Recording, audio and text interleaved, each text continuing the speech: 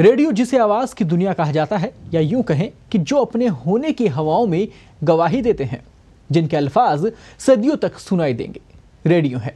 आजादी के दौर में महात्मा गांधी से लेकर आज प्रधानमंत्री मोदी की मन की बात तक सब रेडियो पर ही सुनने को मिला है, और रेडियो की आंखों से पूरी दुनिया ने देखा और महसूस किया।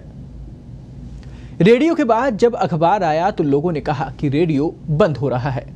उसी तरह जब टीवी का दौर आया तो कभी लोगों ने रेडियो के बंद होने की भी बात कही, लेकिन रेडियो ने हर दौर में न सिर्फ नई पहचान बनाई, हर वर्ग को अपनी आवाज से बांध लिया। इसकी शुरुआत से लेकर आज तक रेडियो ने कई बार अपनी सूरत बदली, लेकिन नहीं बदला तो श्रोताओं से इसका अपनापन। ये लगातार गहरा होता जा रहा है। रेडियो में ऐसा क्या जादू है, बताएंगे इस खास पेशकश में। कुछ सालों पहले की बात की जाए तो टीवी सेट भारत के हर घर में नहीं हुआ करते थे। उस समय एकमात्र मनोरंजन का साधन था रेडियो। वह एकमात्र ऐसी चीज थी जो हर तबके के लोगों के पास हुआ करती थी। गांव में तो लोग कान से कान सटाकर रेडियो के इर्द गिर्द बैठ जाया करते थे ताकि वह उससे निकलने वाली आवाज को सुन सके। समय के साथ रेडियो बदलता गया। कभी भारी भरकम और बड़ा सा दिखने वाला रेडियो आज इतना छोटा हो चुका है कि आपकी जेब में आ जाता है। गुलियोमो मार्कोनी नाम से एक वैज्ञानिक ने रेडियो की खोज को अंजाम दिया। मार्कोनी ने वायरलेस रेडियो सिग्नल के जरिए 2000 किलोमीटर दूर एक संदेश भेजकर दिखाया। उसके बाद से तो रेडियो की स्थापना शुरू हो गई। भारत में रेडियो की शुरुआत की अगर बात करें तो रेडियो ने सबसे पहले 1924 में अपने कदम भारत में रखे। पूरे विश्व की तरह भारत भी रेडियो की अहमियत से परिचित था, इसलिए सरकार ने इसमें खास दिलचस्पी दिखाई और 1932 में तत्कालीन सरकार ने रेडियो की जिम्मेदारी अपने हाथों में ले ली और थोड़े समय बाद अपना खुद का रेडियो चैनल एयर शुरू किया। वक्त के साथ भारत में रेडियो का प्रचलन भी बढ़ता चला गया। एयर ने अपनी पहुंच बढ़ानी शुरू कर दी। भारत में दूर दूर तक उसने अपनी सेवाएं पहुंचाई। मॉडर्न जमाने का डिजिटल रेडियो बदलते वक्त के साथ रेडियो ने भी खुद को काफी बदल लिया। आज के इस डिजिटल जमाने में रेडियो भी डिजिटल हो चला है। यह आपके फोन, गाड़ी, स्मार्ट वॉच जैसे डिजिटल उपकरणों में मिल सकता है। अब इसमें पुराने दिनों की तरह ही चैनल फ्रीक्वेंसी सेट करने की झंझट भी नहीं होती। यूं तो अब जमाने में इंटरनेट जैसी टेक्नोलॉजी भी आ चुकी है, लेकिन फिर भी रेडियो इनके आगे नहीं झुका।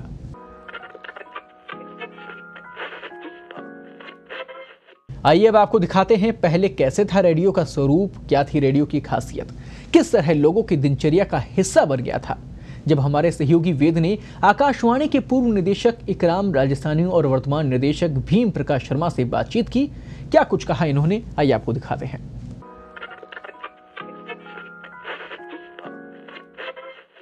हमारे साथ भीम प्रकाश शर्मा जी जुड़े हुए हैं, जो कि प्रोग्रामिंग हेड हैं ऑल इंडिया रेडियो जयपुर के।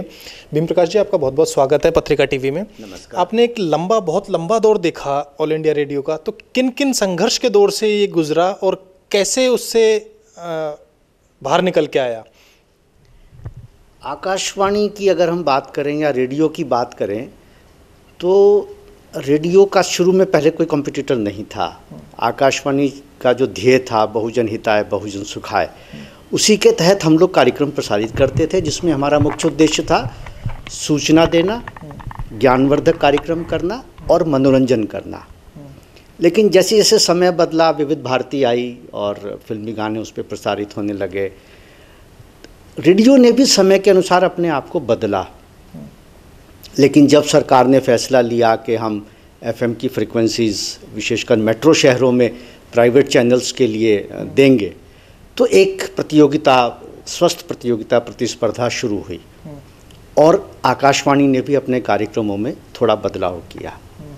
तो ये एक बहुत बड़ा चैलेंज हमारे लिए था, लेकिन हमारा ध्येय अभी भी यही है।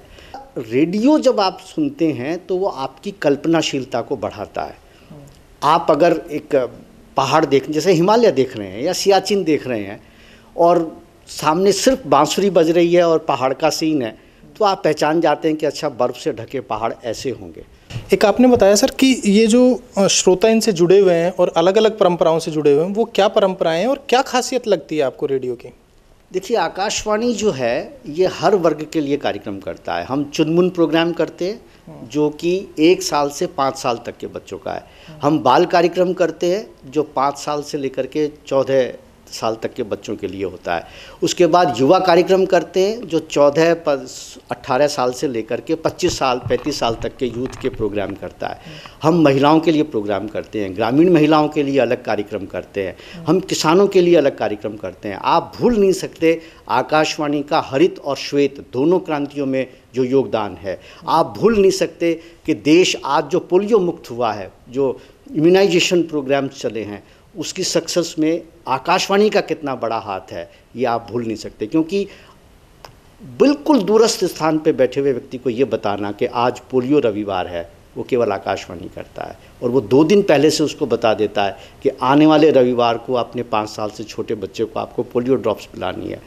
रेडियो बताता है उसको। एक बहुत बड़ा परिवर्तन आपको लगता हो देश में जो रेडियो के माध्यम से आया हो? आज जो जागरूकता आपको दिखती है ये रेडियो की वजह से है। आप कोर्ट कचहरी में जाएं, केसेस पहले से बहुत बढ़ गए हैं। उसका कारण ये है कि कानून की बात जैसे कार्यक्रम या जागरूकता के जो कार्यक्रम हम सबके लिए करते हैं, उससे लोगों को पता चला मेरे अधिकार क्या हैं। आज आप उपभोक्ता अदालत में चले जाइए तो वहाँ जो केसेस जाते हैं, आप उनसे पूछिए कि आपको किसने कहा कि आपका ये अधिकार है, अगर ये सेवा नहीं मिलती है तो आप अदालत जाएं, तो कहीं ना कहीं कहेगा हाँ मुझे रेडियो से पता चला। आज जो स्वास्थ्य के प्रति जागरूकता है वो कहाँ से पता चला लोगों को? कहीं ना कहीं रेडियो उसके कानों में बजा। जो अपनी आवाज़ से हम सबको अपनी एक दुनिया दिखाते थे, पूरी दुनिया का नज़ारा जिन्होंने दिखाया, मशहूर साहित्यकार, मशहूर कवि, मशहूर कमेंटेटर और आकाशवाणी के पूर्व निदेशक इकराम राजस्थानी जी से हम बात करेंगे। इकराम जी, आपका बहुत बहुत स्वागत है पत्रिका टीवी में। बहुत बहुत शुक्रिया वेद, और दोस्तों आप सबका बहुत आभार, बहुत शुक्रिया, सलाम, नमस्कार, प्यार, दुआएं। बहुत अच्छा लग रहा है कि आज एक विशेष दिवस पर, रेडियो दिवस पर आपने मुझे याद किया है। और जब रेडियो दिवस की बात आती है तो मुझे ख्याल आता है कि रेडियो तो मेरी ज़िंदगी है, रेडियो तो मेरा अरमान है, रेडियो तो मेरा सपना है, रेडियो तो मेरी आत्मा है। मेरा ख्याल से मैंने जीवन का सारा जो कार्य शुरू किया वो रेडियो से ही शुरू किया। हम अपने शब्दों के शिल्प से अपने श्रोताओं को अपनी बात कहते हैं और ऐसा शब्द चित्र तैयार करते हैं कि वो हमारे साथ साथ अपने आप चलने लगते हैं। दूसरे शब्दों में अगर कहूँ तो ये कहना चाहिए कि हमारा श्रोता हमें अपने कानों से देखता है। हमारी सूरत शक्ल उनके सामने नहीं होती है, लेकिन वो हमें अपनी आवाज़ से पहचानते हैं। तो लोगों ने, इकराम जी, जो रेडियो है इसने लोगों के दिल में किस तरह अपनी जगह बनाई? आपने तो वो दौर देखा जब सिर्फ रेडियो चला करता था। बिल्कुल सही कहा है आपने। मैंने रेडियो का स्वर्ण काल देखा है, सिर्फ रेडियो ही चलता था और हमने वो सुख भोगा है। और रेडियो ने लोगों के दिलों में इस तरह जगह बनाई है कि अगर अपना कहा हम खुद ही खुद समझे तो क्या समझे, मज़ा तो तब है जबकि हम कहें और दूसरा समझे। पत्रों के जवाब जब हम देते थे तो मैंने देखा है कि आजकल जैसे आपको टीवी के सीरियल्स के लिए भीड़ लगी रहती है, अब तो शायद वो भीड़ कम हो रही है, लेकिन उस वक्त हमारे प्रोग्राम्स को सुनने के लिए पान की थड़ियों पर, दुकानों पर, बाज़ारों में मैंने वो भीड़ देखी है। मैं जब अपनी ओबी रिकॉर्डिंग के लिए बाहर जाता था और आवाज़ लेकर पहुंचता था लोगों में, तो भीड़ इकट्ठी होती थी। गांव के बच्चे और लोग कहते थे अजी हम आपको छू कर देखना चाहते हैं। मतलब आवाज़ को छूने की भी एक कशिश हुआ करती थी। आज के जो युवा रेडियो में अपना भविष्य बनाना चाहते हैं, उनके लिए आज विश्व रेडियो दिवस पर क्या कहेंगे? देखिए, आज के युवाओं को रेडियो में ज़रूर आना चाहिए। रेडियो में उनके लिए बहुत ज़्यादा चांसेस हैं। ये बड़ा ग्लैमर का फील्ड भी है, लेकिन इसके लिए उन्हें अपनी आवाज़ अच्छी रखनी चाहिए, उच्चारण पर ध्यान देना चाहिए, खूब पढ़ना चाहिए, साहित्य की तैयारी करनी चाहिए, नाटक, कला, संगीत के बारे में कुछ जानकारी अच्छी रखनी चाहिए और अच्छे लोगों से प्रशिक्षण लेना चाहिए उन्हें। और इस रेडियो दिवस का मनाने का पर्पज़ भी यही है दोस्तों कि हम सब मिलकर रहें। मेरे ख्याल से पूरी दुनिया के ब्रॉडकास्टर्स को एक करने का दिन है आज ये, और सारे ब्रॉडकास्टर्स मिलकर ये कहना चाहते हैं कि हम मोहब्बत से रहें, प्यार से रहें। और अपने देश के परिप्रेक्ष्य में ये कहना चाहता हूँ कि आप सब मिलकर के ये कहें कि हाथों में गीता रखेंगे, सीनों में कुरान रखेंगे। हाथों में गीता रखेंगे, सीनों में कुरान रखेंगे, मेल बढ़ाए जो आपस में वही धर्म ईमान रखेंगे। शंख बजे भाईचारे का, अमन की एक अजान रखेंगे, काबा, काशी सब कुछ होगा, पहले हिंदुस्तान रखेंगे।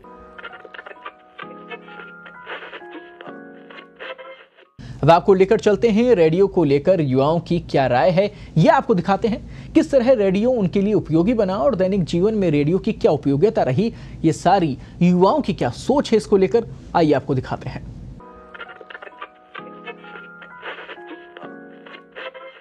विश्व रेडियो दिवस पे आज हम कुछ यूथ के साथ में हैं और इनसे जानते हैं कि इनकी ज़िंदगी को किस तरीके से रेडियो ने प्रभावित किया और इनकी ज़िंदगी का कैसे अभिन्न अंग, यूथ की ज़िंदगी का अभिन्न अंग कैसे बन चुका है रेडियो। तो आपके जीवन में रेडियो की क्या भूमिका है? हाँ, देखिए, जिस प्रकार से बहुत लंबे समय से रेडियो चला, पुराने लोग सुनते थे, पुराने लोग उन्हीं से सीखते थे, क्योंकि विषय विशेषज्ञ जो पुराने थे, जो उनके पास इस तरीके के तथ्य थे कि वो एक नॉलेज की टाइप में उनका राउंड घूमता था। जिस प्रकार से वो गाने एक खुद जनरेट करते थे, खुद गाते थे उस पर, और खुद की धुन में उसको प्रकट करते थे लोगों के सामने, तो लोग उसी चीज़ में, जो कि एक प्रकृति के अनुसार ही वो लोग उसी सर्किल में चलते थे। तो एक अच्छा महसूस होता था कि नए गाने आते थे, नए पुराने गाने आते थे, पुरानी जनरेशन के हिसाब से गाने आते थे, और एक नॉलेजेबल गाने, उनमें एक अर्थ निकलने वाले गाने थे। जैसे कि मैंने भी बचपन के अंदर बहुत रेडियो 5 बजे चलता उठ करके रेडियो सुनता था, तो उसमें बहुत पुराने गाने आया करते थे, और सैनिकों का भी अपना एक चैनल आया करता था, और कई अच्छे इसके अंदर प्रोग्राम्स आते थे। किसान भाई प्रोग्राम आता, जिसके माध्यम से किसानों को जागरूकता, सभी वर्गों को एक तरीके से देखा था। अब इसका सबसे मोटिव था बहुजन हिताय बहुजन सुखाय, इसका एक मोटिव रहा है। तो इससे पता लगता है कि रेडियो सभी लोगों के बीच में अपना किस तरह से वर्चस्व बनाए हुए और किस तरह से इम्पोर्टेंसी रखता है, और लोग उसके प्रति भी कितने आकर्षक हैं। और आज भी मॉडर्न एरा आ चुका है, बहुत टेक्नोलॉजी बदल चुकी है, लेकिन रेडियो का जो महत्व है उतना ही है। रेडियो में अपना कुछ अलग अंदाज है सुनने का, और उसका टाइम टेबल, हर चीज़ को द्रुत गति से किस तरह से पहुंचाना है। रेडियो का भाई जो भी दैनिक जीवन में जो भी चीज़ें चल रही है, जैसे पॉलिटिक्स की हो, ज्ञान विज्ञान की हो, किसानी की हो, तो ये चीज़ें उस पर और भी जो भी मुद्दे होते हैं, सोशल मुद्दे हैं, उनको आरजेज उठाते रहते हैं, और उनसे अपनी जो दैनिक जीवन की जो चीज़ें हैं उनमें बदलाव आता है और अपने को जागरूकता मिलती है। अच्छा, रेडियो में क्या सुनना पसंद करते हैं? सबसे ज़्यादा क्या अच्छा लगता है रेडियो में? मैं ये जो ज्ञान वाणी है, जो एफएम का चैनल आता है दूरस्थ शिक्षा के लिए, वो सुनना पसंद करता हूँ। जैसे रोजगार से संबंधित खबरें इसमें प्रोवाइड की जाती है, जो हम जिस क्षेत्र में अभी हैं वहाँ पे वो लाभदायक हैं। और भी जैसे करंट इश्यूज के ऊपर इसमें अच्छा जो आरजे अच्छा बोलते हैं, तो वो भी हमारे लिए फ़ायदेमंद है, चाहे अपन कोई भी कंपटीशन दे रहे हों। और उसके अलावा जैसे जो भी कोई भी घटना होती है, उसकी जानकारी न्यूज़ के माध्यम से हमें इससे मिलती है। तो इसने अपनी समय के साथ बदलने से इसकी जो प्रासंगिकता थी वो पहले के जैसे आज भी बनी हुई है, और इसी वजह से ये बाज़ार में या सोसाइटी में अभी भी बना हुआ है और मजबूती से पकड़ है। इसके अलावा आपको क्या लगता है कि रेडियो में सबसे ज़्यादा अच्छा क्या लगता है कि ये चीज़ रेडियो की सबसे ज़्यादा आकर्षित करती है?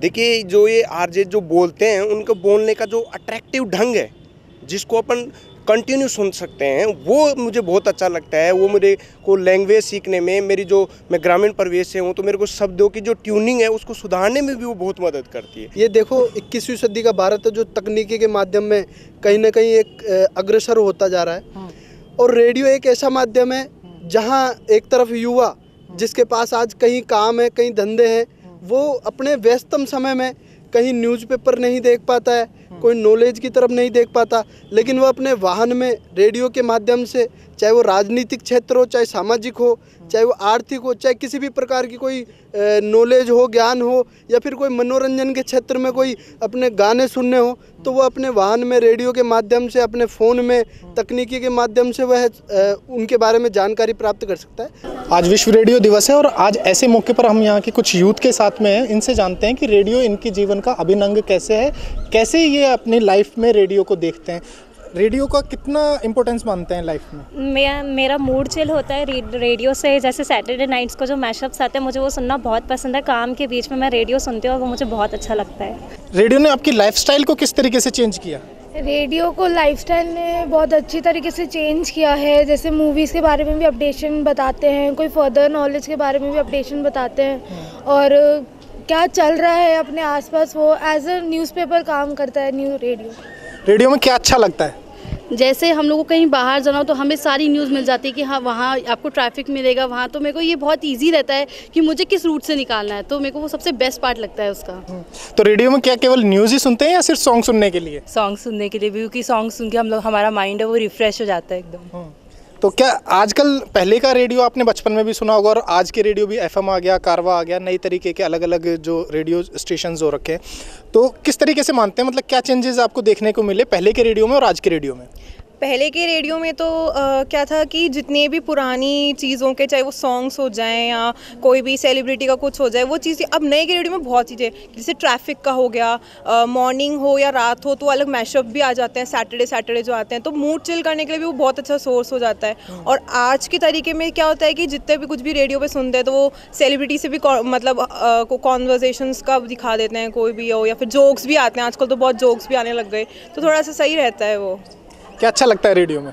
रेडियो में सॉन्ग्स और एडवर्टीजमेंट जो आते हैं और अप टू डेट न्यूज़ जो होती है वो बहुत अच्छी रहती है। मेरा मानना है कि लिसनिंग बहुत ज़्यादा इम्पैक्ट करती है, लाइक द वे रेडियो में जो भी बोलते हैं उनकी लैंग्वेजेस, न्यू वर्ड्स सीखने को मिलते हैं, सेलिब्रिटीज़ आते हैं उनसे बातें करने को मिलता है, लाइक हम कॉल करते हैं नंबर्स पे, स्टोरीज़ आती हैं रेडियो पे लेट नाइट्स, मैं वो सुनती हूँ, उनके पार्ट्स सुनती हूँ, बहुत अच्छा लगता है।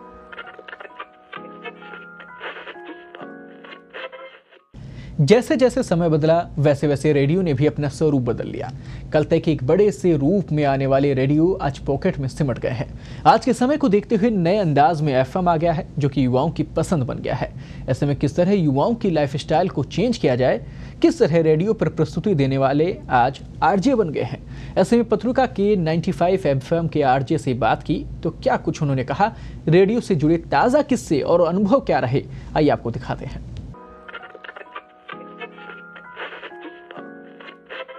आज का जो यूथ है वो एफएम को काफ़ी सुनता भी है, और एफएम ने यूथ को किस तरीके से कनेक्ट किया और उनकी लाइफस्टाइल में किस तरीके से चेंजेस आए? देखिए, लेट 90s में एफएम का चलन आया और एफएम को सुनना इसलिए शुरू किया क्योंकि इसमें जो आरजेस थे वो पेपी थे, एनर्जेटिक बातें करते थे, तो यूथ अपने को उनके साथ कनेक्ट कर पा रहा था। फिर हमने गाने भी प्ले करना शुरू किया, तो ये वो गाने थे जो लोगों को पसंद आ रहे थे।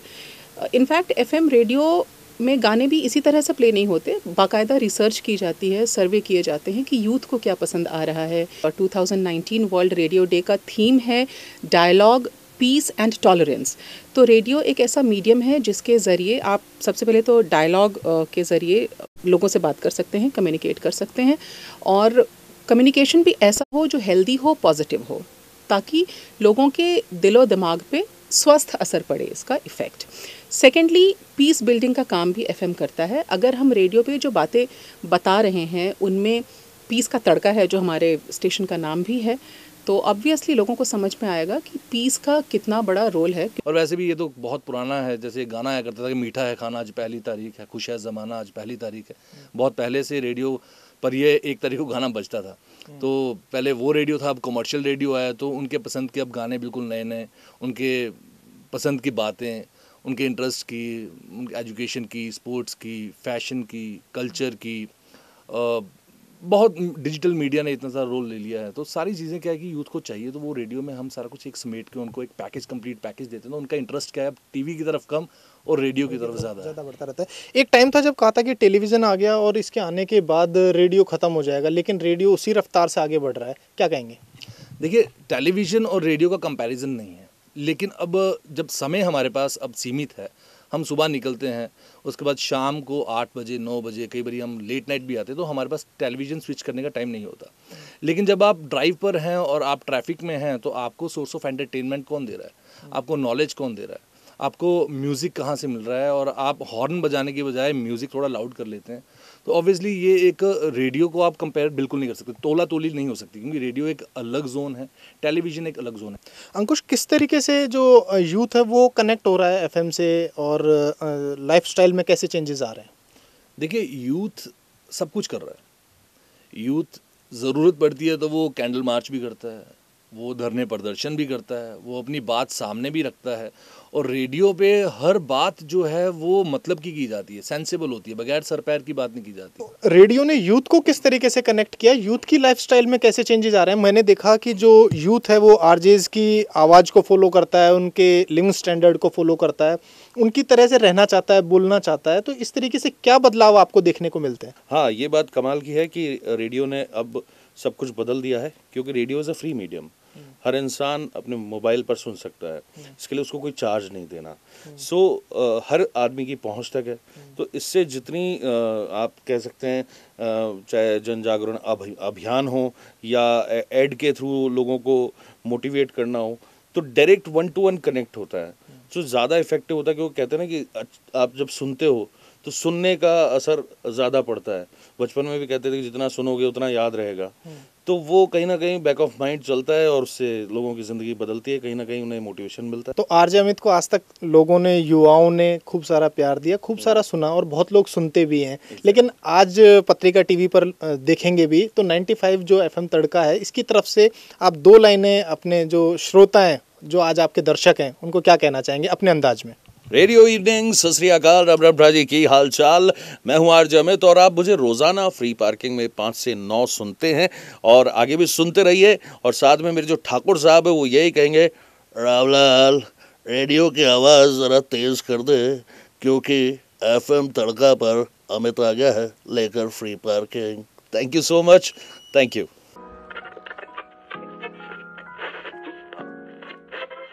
अब आपको लिए चलते हैं कुछ पुराने लोगों के पास। उन्होंने किस तरह से रेडियो को देखा, सुना, क्या अहमियत थी उस समय रेडियो की। दिखाते हैं आपको क्या रोचक यादें हैं रेडियो से जुड़ी हुई।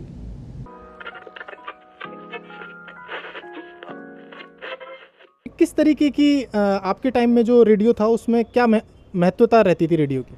रेडियो की एकमात्र जो है मनोरंजन का साधन रेडियो ही था। उसमें सब प्रकार की न्यूज़ आती थी, खबरें आती थी और मनोरंजन के लिए गाने सुनते थे। सिलोन वगैरह का, विविध भारती का, इसमें अच्छे अच्छे गाने और भजनों का प्रोग्राम आया करता था। ऐसी कोई घटना आपको याद आती हो कि जो अभी तक आपके जहन में जिंदा हो कि ये उस समय की हमारी रेडियो की यादें हैं? रेडियो मेरे जीवन में शुरू से ही था। मैं आज भी रेडियो सुनता हूँ। सुबह भक्ति संगीत का कार्यक्रम सुबह 6 बजे से 6:45 तक रामायण आती है, जब तक मैं सुनता रहता हूँ। रेडियो हमारे ज़माने में तो वो कमेंट्री वगैरह की, जो क्रिकेट की कमेंट्री वगैरह आती थी, वो हम पूरे दिल लगा के, जैसे ऐसा लगता है जैसे लाइव ही क्रिकेट देख रहे हो, वो इस तरह से हमको कमेंट्री करके सुनाते थे। तो हम वहाँ ऐसा लगता था जैसे प्ले ग्राउंड में खड़े हैं हम। और समाचार 7 बजे बख्शी बागचंद के आते थे, तो हम उसके लिए बिल्कुल लालच रहते थे। बस स्टेट राज्य में क्या क्या समाचार हैं, क्या क्या नहीं, वो सब उनसे ही सुनते थे। रेडियो बहुत महत्वपूर्ण अंग था। पहले साधन ही है कि ये रेडियो था। अब टीवी भी तो अब चल गए, लेकिन पहले हवा महल, नाटक वगैरह, कॉमेडी काफ़ी आते थे। मैं आज भी देखता हूँ कि वही चक्र वापस से रेडियो FM और ये दुनिया की वापस से वही जो प्रक्रिया है, जो ये गोल है सब, तो वापस से वही चीज़ें आ गई है। उस समय रेडियो सबसे महत्वपूर्ण था। हम जैसे जाते थे तो चाय के रेस्टोरेंट के वगैरह पे टीवी मैच आते थे, मैच आते थे, तो मेला लगा रहता था। हम देखते थे बचपन में, ये क्या क्यूरियोसिटी है, कैसे लोग खड़े हुए हैं। तो बोले साहब मैच का स्कोर हमें पता करना है, मैच का पता करना है। कुछ लोग साइकिल पे चलते थे रेडियो लेते हुए, कुछ ऑफिसों में, घरों में लेके चलते थे। और कोई जैसे विशेष न्यूज़ आती थी तो रेडियो के आगे मेला लग जाता था। लोग पूछते थे कि क्या हुआ, क्या खबर हुआ। तो खबर का एकमात्र साधन वही था। गाने वगैरह सुनते थे, हमारे जो बुजुर्ग हैं, बड़े हैं, वो देखते थे